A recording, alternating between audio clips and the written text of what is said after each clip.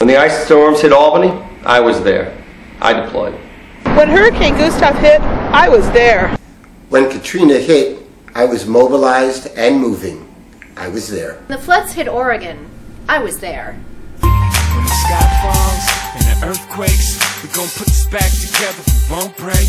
When the sky falls and the earth quakes, we're gonna put this back together. The March to 200 campaign is an initiative that the chapter is undertaking to help us get 200 shelter supervisors to run up to 50 shelters in the event of a large-scale emergency in New York City or the Lower Hudson Valley.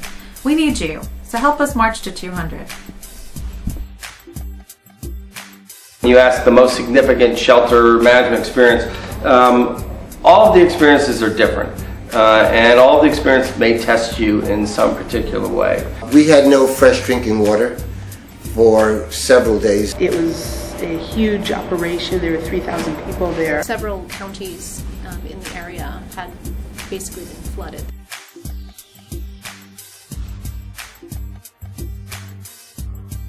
Any community is susceptible to a great number of disasters, and New York City is no exception.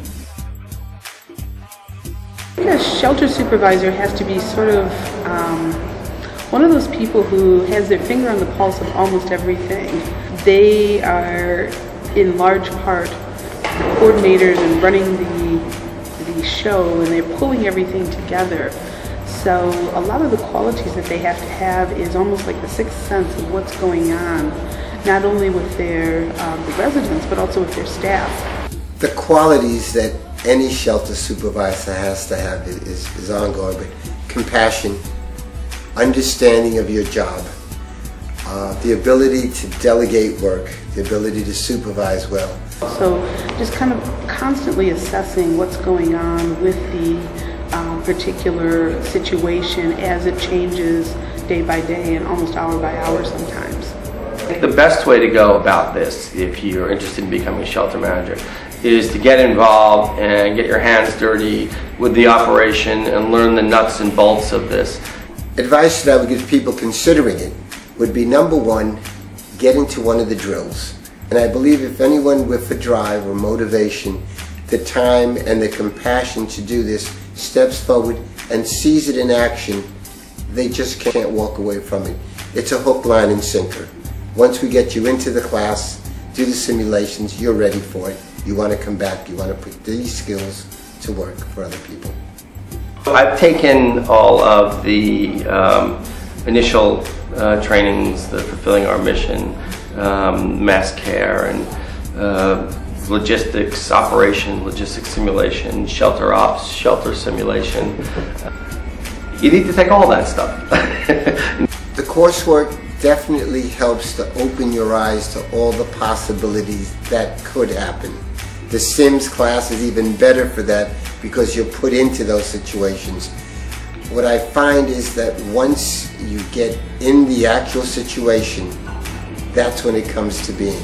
Having taken all those classes, having taken the training, am I more comfortable now as a shelter manager or assuming that role as a supervisor?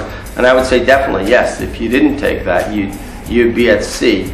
I think what people are afraid of the most is the unknown. You know, well, I don't know, I haven't done this before.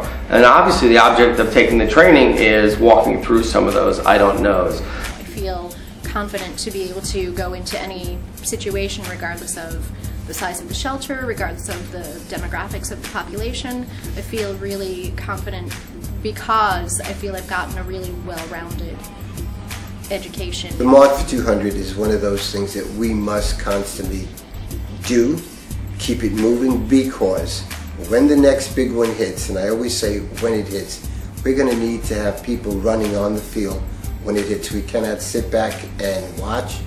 We lead in this situation. We need to have the bodies available, trained, compassionate people who can step up to the plate and help deliver the services that the American Marine Red Cross has to deliver every day. Not only important, it's essential. You think of 200 shelter managers, and what does that mean? And that's really the bare minimum. That's what we need as a bare minimum. We would have hundreds of thousands of people displaced from their homes. if 600,000 people are displaced, that's a lot of shelters we have to open. It's a rewarding job. It is a long, tiring job. It's a job that you have to be physically ready to do, mentally aware of what's going on, and step up to the challenge. It will bring you great intrinsic rewards at the end of the day. You can sleep well. March with us to 200. 200.